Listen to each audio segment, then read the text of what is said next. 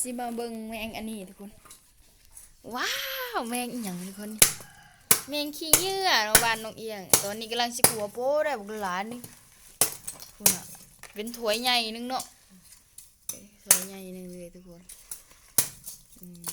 เห็นไหมนี่กำลังสิขัวแบบบ้านๆเฮาอะไรทุกคนเกลือเป็นนัวกลิ่นน้ำมันหน่อยนึงมันอร่อยครับว่าอยากเห็นครับ ไม่ได้อีกที่เฮ้ยโอเคได้กินแมงกะเหนี่ยเด้อบาดนี่ได้กินแมงกะเหนี่ยคุณเป็นเต็มหม้อกระทะ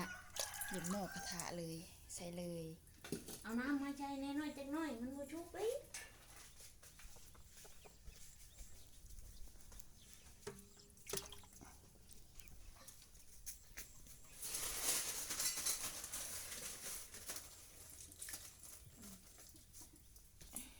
ใส่น้ำมันจักหน่อยเด้อเกลือลงไปเป็นนัวลงไปค่ะคนเลกินผู้เดียวเลยนี่มีไอแช่นี่ได้ซ้ำไอแช่เด็กเต็มกระปุกหนึ่งแล้วก็บักกินอย่างครึ่งแล้วเดินไปก็มันนี่ด้วย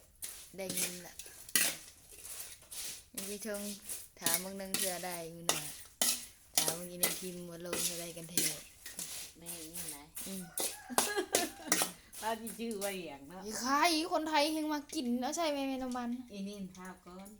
คนไทยมากินไหนมันชุบเล็กน้อย